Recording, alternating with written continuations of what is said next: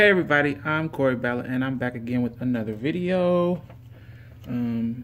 So this one is gonna be, I've been watching a whole bunch of little miniature documentaries today, and I found this one that Mariah Carey did. I saw that she had put it up on a preview on her Instagram, and they actually put the whole thing up on Amazon Music on YouTube. So this one is going to be Mariah Carey Is Christmas, the story of All I Want for Christmas Is You. Go ahead and subscribe to my channel, press the like button, comment on the video, share the video on other platforms, visit my other platforms. I'm on Instagram, I'm on Twitter, I'm on Tumblr, got a blog, corysong.blogspot.com. Yes, please do all those good things, people.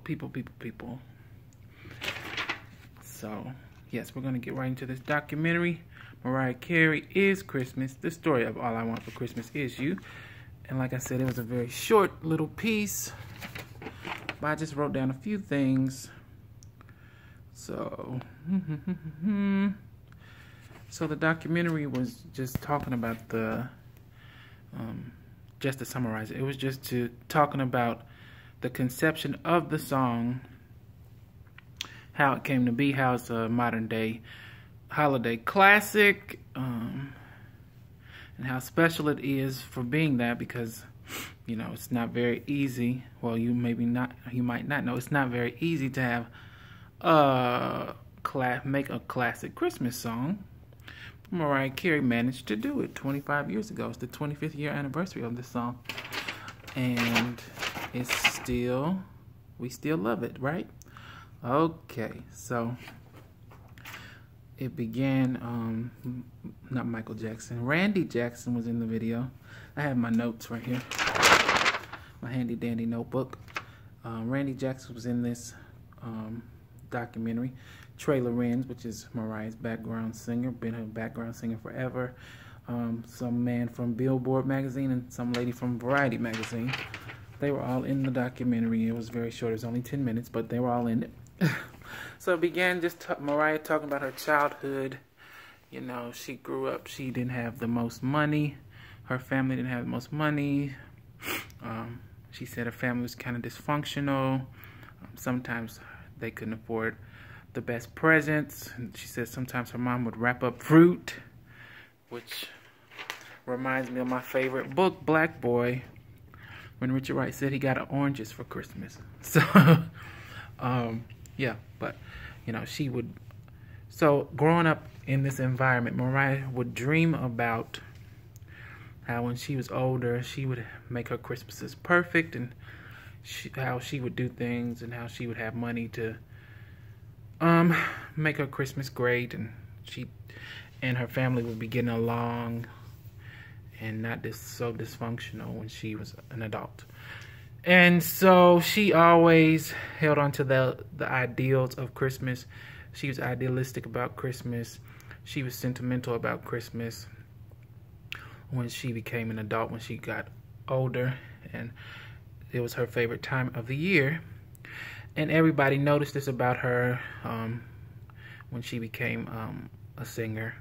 The people who worked with her, the producers, Randy Jackson was he played with her, and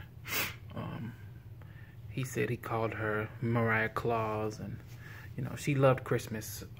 It was her favorite time of the year, and she had become a big pop star. She had only released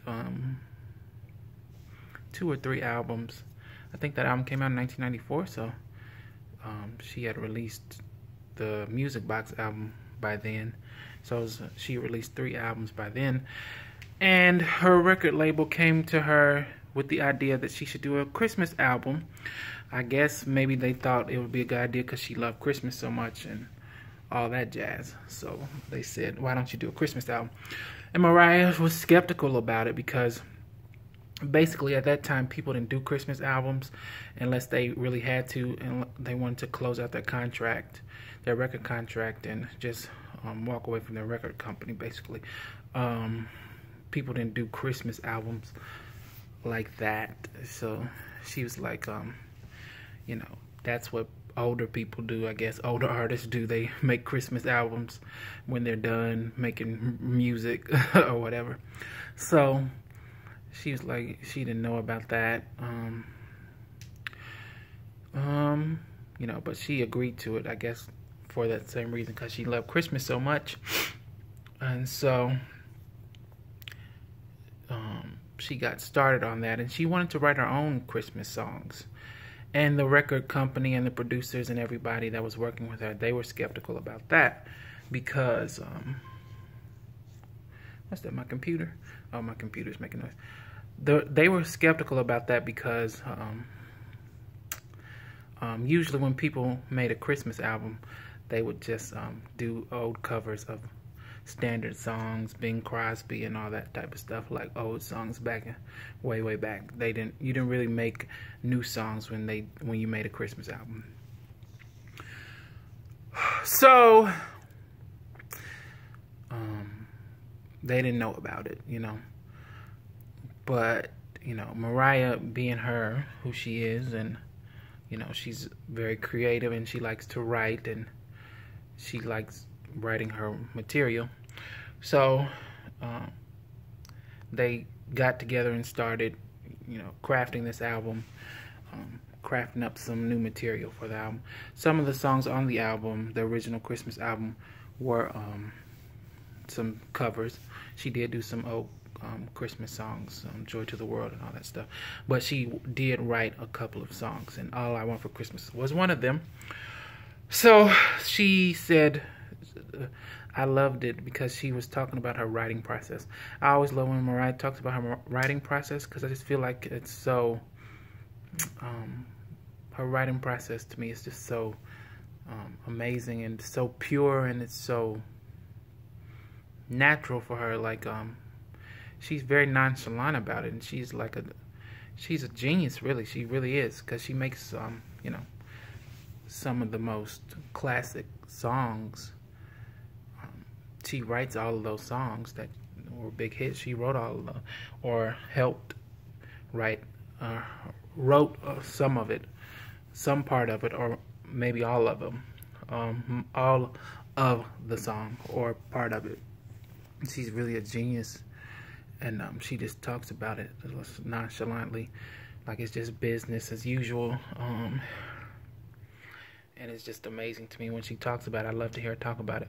But so she talked about how she wrote, how this song came together.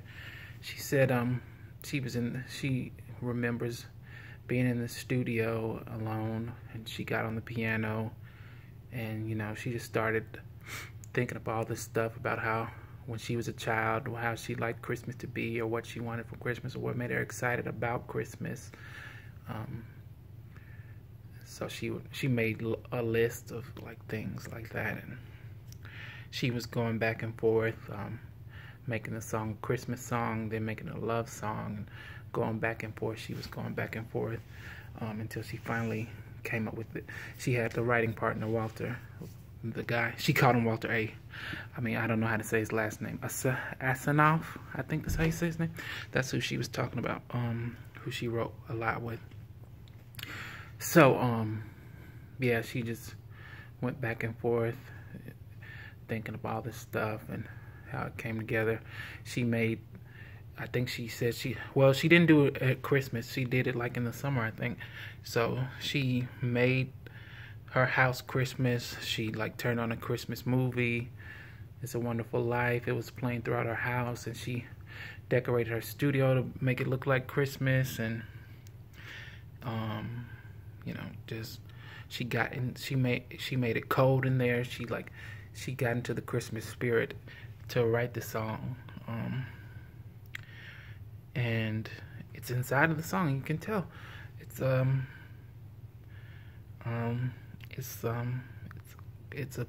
great Christmas song. What else did she say? I had some notes, but that was just a little summary. What else did I have in these notes? Oh yeah, so how Randy said, Randy was talking about how it was impossible to write a Christmas song that's a hit song. Like, it wasn't that, you didn't do it back then. and people still don't do it really. I mean, like, she is like the catalyst for all these people doing like Christmas albums and stuff. And you know, none of them are classic like hers, you know. None of them are withstanding like hers. I mean, people have made some great albums, but hers is still like become a standard and nobody else's has. She started that, really, I think, the real resurgence of it, like and writing original Christmas songs again. What else did she say? She said, what else did I say? Okay. I just love her and how she talks about Christmas, and I can tell, I mean, it shows that she really loves Christmas and she's really genuine about it. It's beautiful watching her speak about it. She talked about how she wanted it to sound like a classic song, and that's what she did. She made it, she didn't make it sound like the 90s, which was when it was released. She kind of wanted to sound like the Wall of Sound, which is what Phil Spector in the 50s with the Ronettes did. He's known for the Wall of Sound from the 50s, the Motown sound. They said it sounded like Motown, it sounded like Phil Spector, it sounded like that. She made it sound old, or classic rather. She made it sound like an older song, so it could be respected as a classic, and it worked out. She said, and then they just spoke about how it's grown in popularity over the years, and it's even bigger than it was when it was first released. And it's amazing how like, she just comes back every year, and it's like every year at Christmas she's just one of the biggest artists again, because of that album and that song. And it's amazing. And she said they said it was the biggest song in Japanese history. So that was really interesting. So she has to sing it all the time, even when it's not Christmas in Japan, because it's the biggest song in Japanese history. So yeah, I love that song. I grew up listening to that song. I listen to that song every year. I'm sure a lot of people do. Well, I know a lot of people do, because they that's why they're doing this whole little documentary about it. And it was a cool little documentary. I loved it. Loved watching Mariah talk about it. She had joy talking about it, how she loved Christmas, and her writing process is just, like I said, just amazing to me. Excuse me. So I'm glad I got to see it, and it made me happy. I'll talk to you guys later. Thanks for watching. I'll see you later. Bye.